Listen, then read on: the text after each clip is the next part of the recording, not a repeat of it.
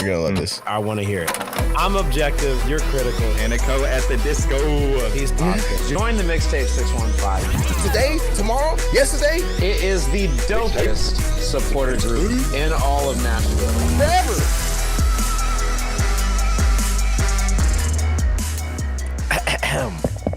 Is this thing on? This thing on? Because this is a Mixtape 615 podcast, baby, and we are the voice of who? The fans. That's you, me, Logan, Austin. He's back. Logan's back. Austin's here, and we got a friend over here in the bottom. What is that? Bottom right-hand corner, bottom left-hand corner, depending on what side of the screen you're on. I don't know. Sometimes I'm on the other side, but we'll let him introduce himself. He's got a nickname that we really want you to hear. Once again, this is a Mixtape 605 podcast, baby. We're gonna lock in real quick on some NSC. So buckle up, buttercups. I'm your boy, Tunji, aka Soccerface SF Doom D DR Kid, affectionately known as Steam Poppy, Yamame, Por Favor. And check this out. Everyone, check this out. I'm standing up. I'm on 2 feet. Oh, he can stand. I'm on 2 feet, baby. If you There don't we know, go. now you know. I'm inching my way back to that capo stand from my No longer my crutching. horrific leg injury that I picked up from fighting a barracuda in Belize. I thought you just sneezed too hard. Oh, that was before. That was like after I tweaked it. Don't worry about it, man. You're asking too many questions. Austin, Logan, someone tell them who you are, bro. What's up, guys? My name is Austin, aka Wild Man. We always get wild up in here in the Mixtape 615 podcast, guys. My name is Ginger Snap. You can also call me Fumbling Dublin or Chicky Parm Parm if you're feeling Italian. Maybe Redbeard if you want to be that pirate lingo. Arg.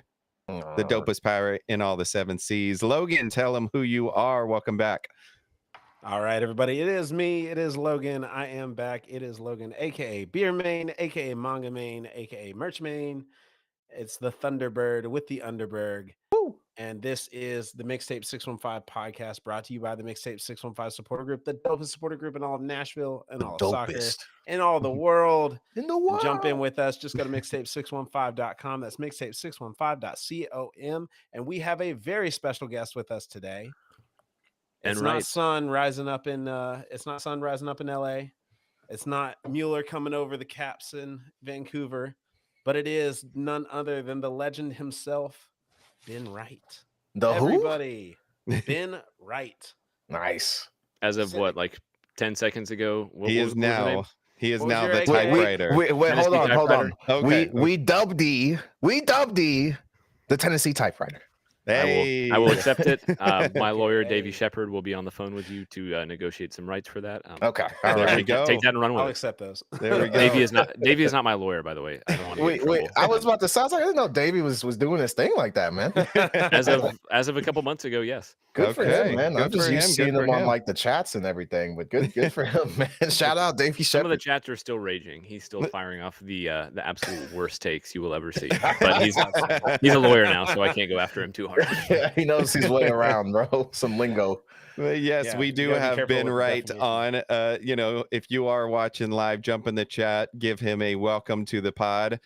He is a writer for both Nashville SC and the U.S. men's national team. Do you write for any other teams, Ben? Kind of just MLS. in Just general. MLS in Whoever- general? Yeah, just so whoever will have me. Yeah. he covers a whole lot. He is one of the founders of 615 Soccer. So if you are not familiar with that, just go to 615soccer.com. That is all spelled out. And you can find all of their stuff. They've got podcasts. We had Valer on my on news a while ago. And then he does write a whole lot of content. We'll be honest, we have referenced you on our pod multiple times because you, I feel like, bring all the breaking news that is Nashville SC. And so we thank you for that. Thank you, and I apologize for any misinformation that may have inadvertently been sent your way.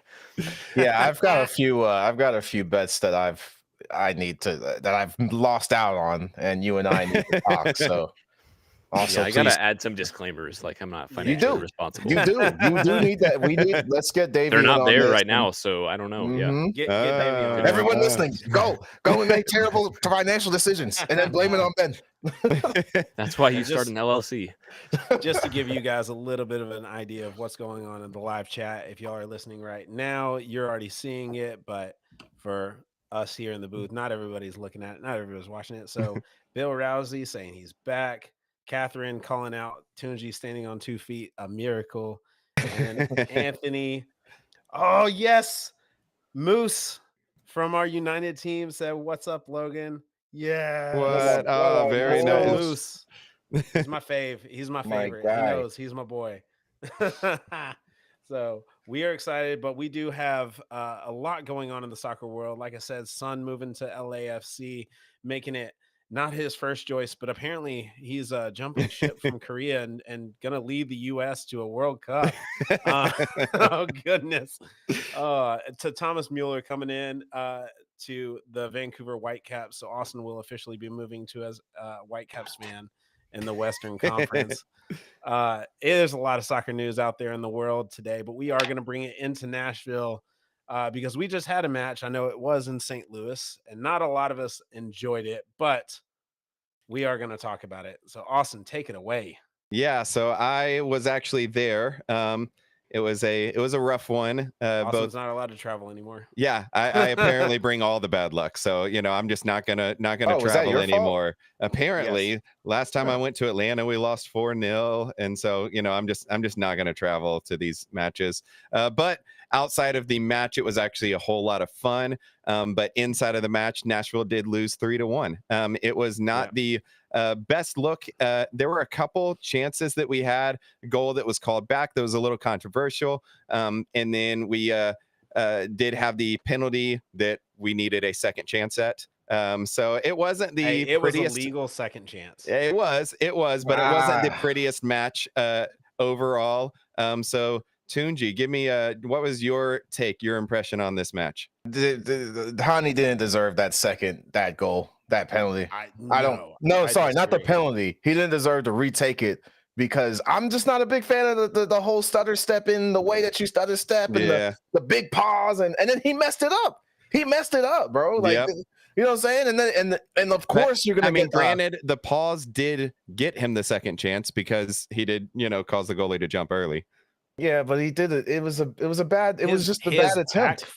His back foot on the big jump was still dragging, and it's very evident to see his back foot is still dragging to keep him moving. So you can be upset about the stutter step, but he is still quite obviously moving forward. Yeah, but I agree with you too. I didn't love it. Keep going, bro. I didn't love it. Man, it's looking. Look, I'm not really gonna worry too much. I am a little worried. I lied. I'm a little worried. That's two road games in a row that we've dropped. Thankfully, it's against Western Conference opponents. But here's the thing, man. I'm looking at the defensive situation right now. There was a point where we were kind of like I wasn't too worried about the defense. I knew that we had problems, but now we're starting to see, we're wearing thin. You know what I mean? Yeah. Walker had an injury. Dan had an injury. And then Wyatt, how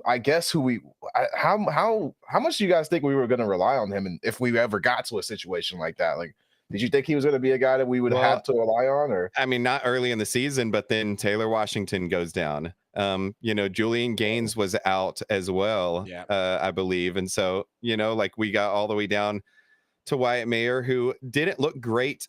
He's still young and he made some young mistakes. And so it's hard to be thrown into a situation like that, but we really played to St. Louis's strengths a lot of that match. And so we did not spread it out. We didn't see a lot of changes.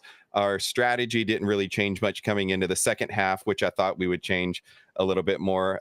Ben, I'll throw it over to you. What were your impressions just initially on this match? Yeah, so initially live, it felt really bad. It felt like one of the worst performances of the year.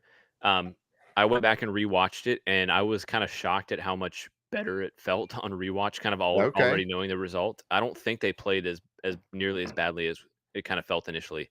And yeah, so they had chances to score. I think they probably should have gone up 2-0 in the first half. Yeah. And it was just some kind of poor decision making in the final third. There was that one where Hany had it on a breakaway and he kind of tried to hit that overlap to Sturridge. Yep. He mishit the pass, but also probably should have played it to Eddie Tagseth instead.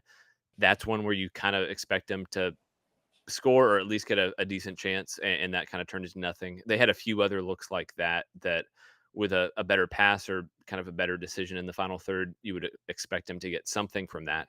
But then even looking at the goals that they gave up, like those aren't the opening goal for St. Louis. That's not Near post, man. That's not a goal that That's but it's also not a goal that I'm insane. super worried about happening like all the time. Mhm. That is, Yeah. if you give Orozco that shot on his weak foot, by the way, if you give him that shot 10 times, he probably scores it 1 out of 10. Shoot, give it to him 50 times, he scores that one. Right. And I don't even know if he was trying to shoot. I think he just hit it as hard as he could across the box. He was And that means- surprised. And From that's a that, good, like, from that's a that good close, move. there is no bad shot. That's how I Right. feel. And like honestly, hitting it low across the box is probably the right option like 90% of the time. So like good on him. I don't think it was the greatest goalkeeping from Joe Willis. Like you don't want to get beat at your near post like that. But it's kind of a pretty rare shot for them to convert. And then the second goal too. I mean, it was a bad chance for them to give up. I think you saw Wyatt Meyer get exposed a little bit. And I kind of wonder what would have happened if Alex Wheel had played from the start, Yeah. just with Yep. a rookie center back playing out of position at left back. Yeah. Maybe you want a left winger in front of him who's kind of known for defending. And Patrick Yazbek kind of playing out of position too. Yeah, that felt like I don't think BJ has gotten many things wrong at all this season. And I think to his credit, when he does, he adjusts pretty well. And I think the adjustments he made during this game were good. But from the start, I felt like that if you're going to go with a rookie center back playing out of position as a left back, maybe don't experiment in front of him and just go with kind of what works. And Alex Wheel isn't flashy, but he at least covers for him. Yeah. And so I felt like that in hindsight just didn't work. But other than that, I don't think Nashville were terrible. I think it's just really hard to pull 2 goals back on the road against a team who hasn't won at home at all and are kind of shocked to be up 2-0. And once they get that lead, they are not going to give it away. So I think just kind of some sloppy mistakes in the first half really killed them. But I don't think I don't know. I'm not hitting any panic buttons after that. Yeah. I understand that. No, you said something, and Logan, I'll throw it over to you. But Ben, you said that having the left back out of position, some of the other backs out of position. I thought that BJ did make good adjustments, like you were saying. I just thought they came too late. And so I would have liked to see some changes at halftime, to actually give us a little bit of change and some momentum. Now, Logan, we did have some injuries. We had that, and I felt, I'll ask your thoughts on this, but I felt like we were a little one-dimensional because all of our attack had to go through Andy Najar on the right side. And so what are your thoughts on Nashville's attack in this match?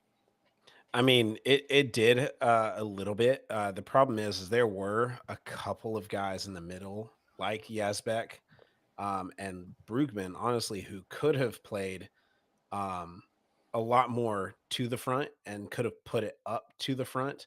It didn't have to just rely on Andy. However, that was one of my biggest issues through the entire match. I said it over and over, in the living room, where I was watching it, because I was smart and stayed home. And because if I had been somewhere else, it would have been, I would have been throwing a lot more words out. But I had a lot of issues with the way that Brugman played in the middle, gave up the ball a lot, made really weak passes, and lost the ball to on dribbles quite often. And so having somebody in the middle that was a little bit weaker on that in that attack in the defense really upset me.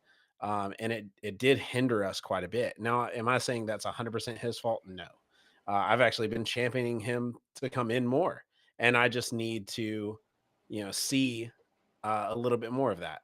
So that's some of the attack, but also at the same time, I mean, when we got Teal Bunbury, and on that, like, let's look at that penalty, that first penalty that got. I was the first one to Oh scream my goodness! in the upper center or in the upper supporter section where we were. I yelled, "Give it to Teal!" I'm saying the Teal with that attack or with that second chance, it was amazing. Like, that's the best I've seen out of him in a long time, and it was the second chance might have been better than the first penalty take. Yeah, the second chance I honestly that he had. think it was, and there were a couple others that were really good. I think Sam could have done it. I think a lot of our attack, the biggest issues that we had is we started getting flustered. Obviously, being down, we have not been down in a while. We've not been down on the road in a while, and so being down on the road, you see our guys starting to get flustered. There's a lot less control. There's a lot more second guessing yourselves, and that's just going to happen in those kind of more desperate situations as the time starts to wind down. So I think it's interesting to point out that we are 2-3 against the Western Conference this year. Both wins came at home. All three losses came on the road. And so I guess we do not travel west very well. We used to. Yeah, we used to be the best in the West. Now we're just the beasts. This match, we had the Seattle really bad match. This was probably the worst match I've seen us play since Seattle, is what just my initial reactions. And then the 1-0 loss to San Diego, which I was not too unhappy with that loss. I thought it wasn't a terrible loss. But Hany he's now tied for third, right, in active MLS players and penalties. So we can find the silver lining in the matches. So, anybody else have any final thoughts, Tunji? Stop stutter stepping, Hany. I just don't love it. I don't love it. If you make it, fine. But I'm telling you, man, when it looks bad like that, the first one, it really takes it really makes me look at man, this is the guy that's third highest penalties made in the league, and I don't know, man. I just the stutter step killed it for me. I would have rather just went out of that match with a 3-0, no penalty whatsoever. If I had to see that, if I have to see that ugly stutter step, I don't know why it's a problem for me. It's just really bothers we me. did have a couple of chances. We had one off the post, one called back. So I think it was like Ben was saying, kind of thinking back in hindsight, it may have been a little bit closer than we all initially thought. But let's move on. We've got some trophies that we're looking at, that we're eyeballing. Oh, yeah. So Logan, tell us what trophies we might have that are actually attainable for us. I mean, technically, all of them are still attainable for us. We are Even Leagues still Cup? very much in the running. Nobody cares about a made-up. I care about Leagues Cup. All right. Nobody cares about a made-up tournament. I need to chase that high again. Shay just jumped in the chat. He said, I said this time would come. They were going to hit a rough patch. It was more about how they rebound. So I guess we will see from here as we talk about the trophies. Yeah, there are chances for them to rebound. They do have every trophy that they are in a running for, they do have available to them and are easily attainable if they keep consistency. So they can easily go and win. They've got 2 matches left, I believe, in the US Open Cup. Yep. Correct me if I'm wrong, Ben, since you're right there. No, that's right. But I feel like that's the most realistic one. That's the most realistic. That I think is the one that we are gonna actually really try to win, and that's where I think a lot of the fans and the team have their sights set. Yeah, I feel like the other ones you don't have. They don't really have their It's not like wholly percent. Like, all right, so supporters shield, right? Like, we're statistically still likely to be able. Everyone knows that Miami has games in hand on that. So it's like, again, not your future's not really in your hands on that. And then the MLS Cup, I mean, it's playoff play. Yeah. Who knows what's going to happen in the MLS Cup? You know what I'm saying? But when you talk about what's the most realistic, it's open.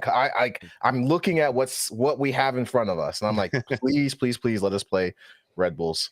I just want to play the Red Bulls so we can get on to this next round. You want to go to New York? Because isn't that like if Red Bulls win, we play in New York? I just don't want to play Philly a third time this year. I don't like that. I mean, what are your thoughts on We're open? doing better against them than we have against the Red Bulls. Yeah, I don't want to play Philly a third time. Hey Ben, who do we want to play? I mean, I think both are going to be pretty brutal. Yeah. I think they're both teams that are miserable to play against, and it's a semifinal, so it's not going to be fun either way. I know Philly are in like first place in the Supporter Shield and really good, but I still think playing them at home is probably more appealing than playing the Red Bulls, because even when the Red Bulls have just been awful, that Nashville beat them for the first time earlier this year. So that's been a nightmare matchup. Yeah, it's just been a really, for whatever reason, they've matched up really well with Nashville, and it's been a pretty rough matchup for Nashville. So yeah, I think you always want to play at home. And for whatever reason, it does feel like BJ Callahan has had Philadelphia's number this year, but I guess we'll find out tomorrow. Hey, I mean, that's what I'm saying. I mean, I don't know. We've beat Philly twice this year now, or is it? Yeah, that's twice. We beat them twice, and my fear is I don't know if we can beat them a third time. I'm the same. I subscribe to that sports logic. I've lived that sports logic. When I was playing basketball here in Metro Nashville back in the in the early 2000s or late whatever you want to call it, there was a team that we had to play, and we lost to them twice during the year, and somehow we were able to play them again in the playoffs, and we beat them. And it was just because we got so used to them, we understood them, and we had a big chip on our shoulder. Yeah. So I feel, especially with Philly, like they did not like the way that we celebrated that first win.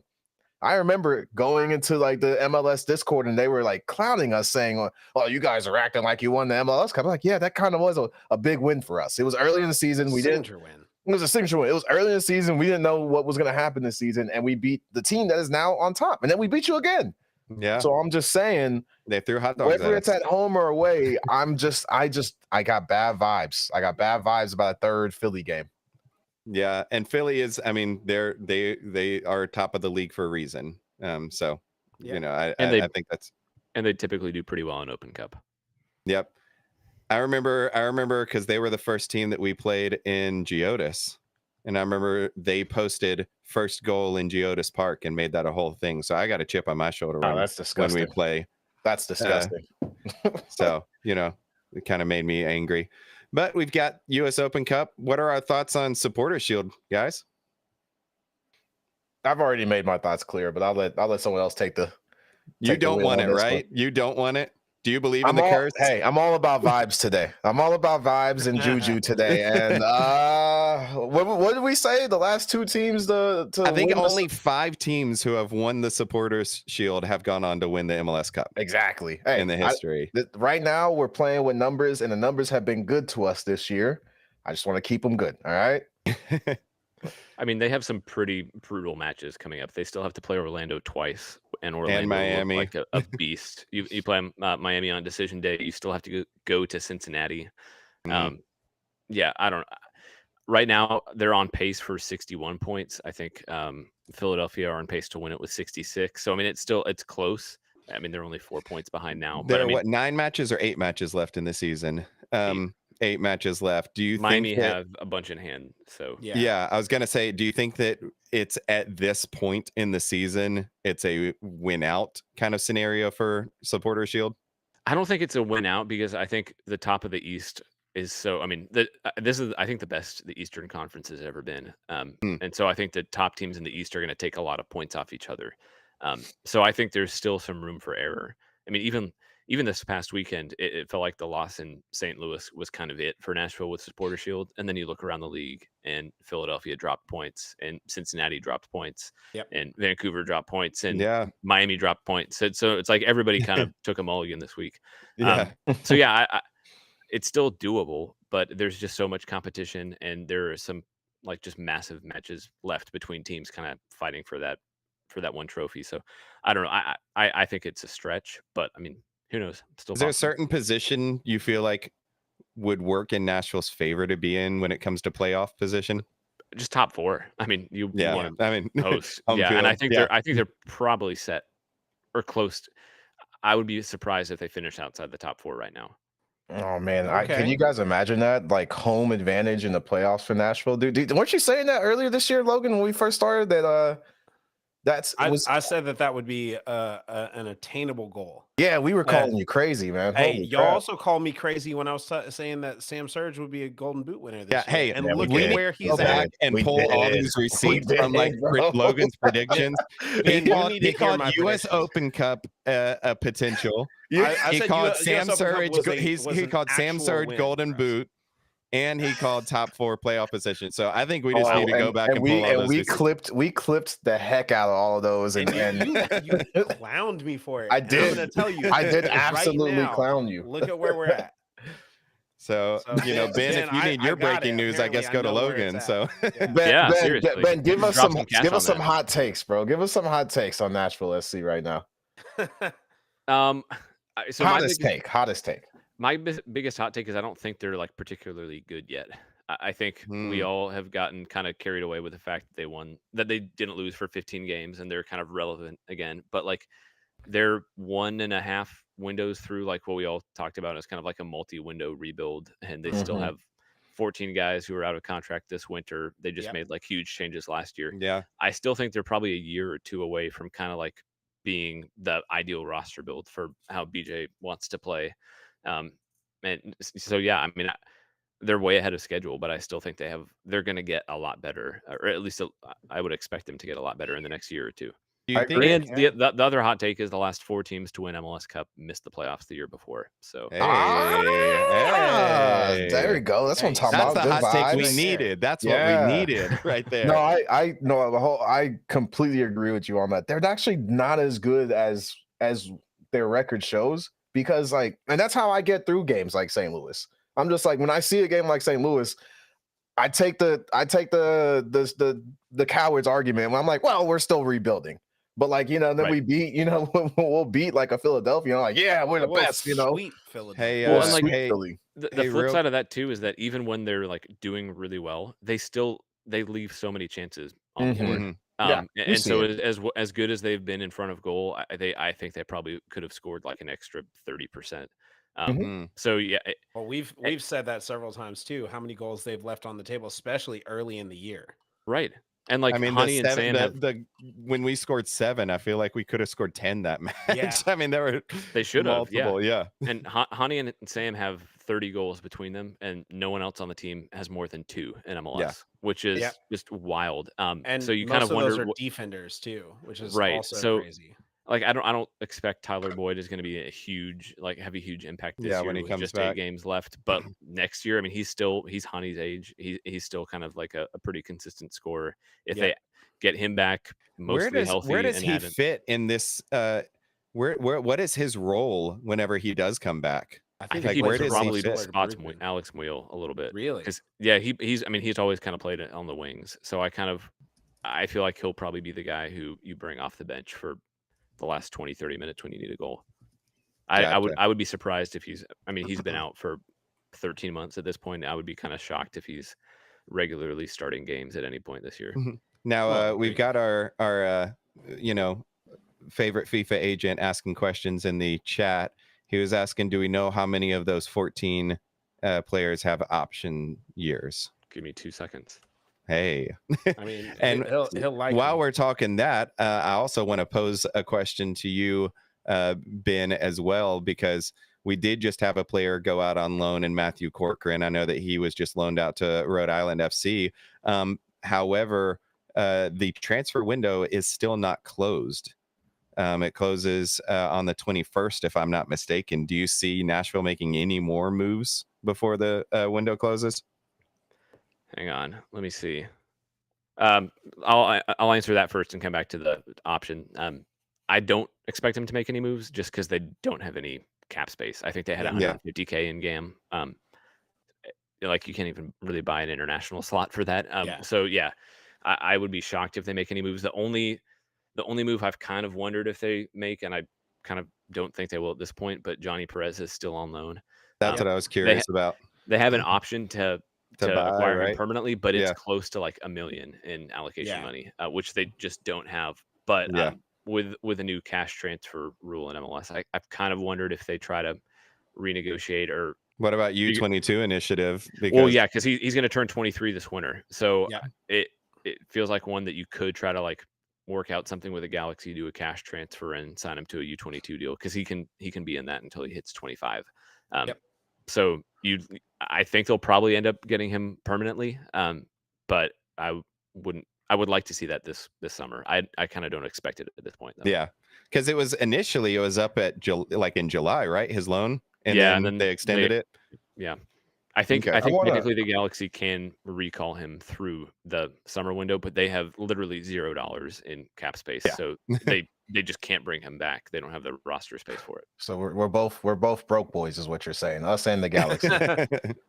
Yeah, but there's a big difference. I do have some similarities to professional athletes, I guess. Man, I want to circle back around to something you said earlier. Hold on. What? Can we just all appreciate the fact that Ben just called all of us broke? I said I do. I mean, I was the one that said we are the broke boys, but there you go. By the way, Nashville, nine of those players have options. Nine of those players. Yeah, all right. There you go. I want to circle back around to something that you had said earlier. Austin, none of those players have options. So check this out. This actually is something I've been thinking about a lot. And in the beginning of the year, we saw a lot of different people scoring, and then somewhere along the line, it became just Sam, and then Hany was tossing his goals in there on top of that. While I look back on the years past, and I'm like, okay, it was really just Hany scoring before, and now we have Sam and Hany scoring. I still wonder how if that's a benefit, or I guess it's like a gift and a curse, because it's like when those two aren't on, then you're struggling. But also I wonder how many other teams have two guys that are like Hany and Sam. You know what I mean? So it's just like it's one of those weird ones. Ben, if you can get your thoughts, and Logan, Austin, I'd love to hear what you guys think too, because this is something that I've been tossed around in my head, and I'm just like, yo, are we over dependent on these two guys? Well, we have 14 goal scorers this year. Now, 30 of our goals have come from two of those. The majority of them have come from three of them when it comes to goal chances, assists. But we do have plenty of people that have made their names known this year at least once or twice. Yeah, but it's only once or twice, and I think that's what Tunji is getting at. And it's not even that. I feel like it's that, but more so, it's like that was earlier on in the year. It almost feels like I feel like it's been the Sam show. Well, I'll let Ben give his take on that, and then I'll share mine because I've got one. Yeah, I mean, I think big picture they've gotten better attacking.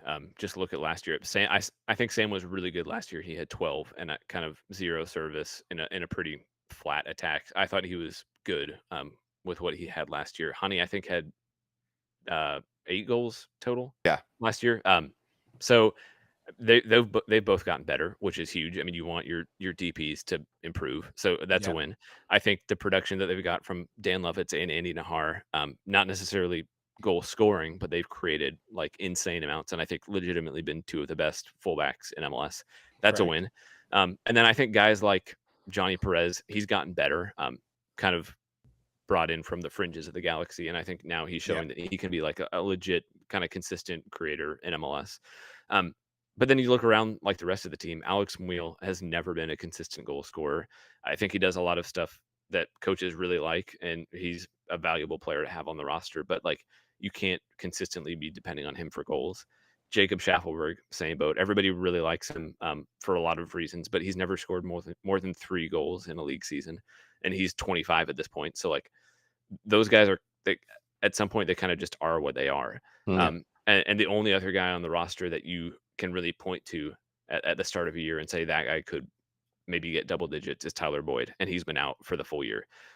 So like working with what they have on what is still a pretty limited roster, I think like Callahan has gotten a lot out of it, but this is also where you kind of start to look at some of those guys like Jacob Schaffelberg and Alex Muil, who have been kind of consistent figures in the lineup, and maybe wonder if you can upgrade them this winter, because at some point you have to get goal scoring from the wings, and they don't. Well, to be fair, Jacob Schaffelberg has been out quite a bit of our bigger runs, our heavier stacks.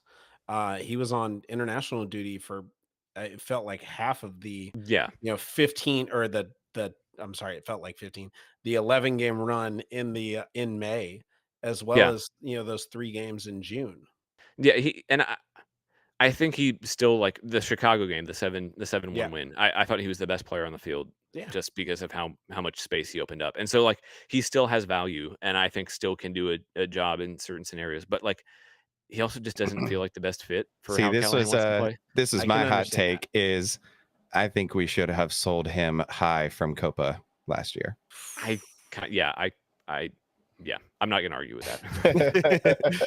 See, because I think there are better options out there, and I love Jacob Schaffelberg, so that has nothing against him. But I think especially now that he's not playing for Gary Smith, like he worked Yeah. great for how Gary wanted to play, and now in a run team up the that wing, he was flying up there, and that's not really the he style doesn't we have to do. do a ton of stuff on the ball. But Yeah. now where BJ wants like a left-footed winger on the right, like cutting in, Yeah. combining, playing with the ball. That's just And what's like not his crazy is strength. like when he actually does it, he does it well. Right. But I just don't know if that's natural for him.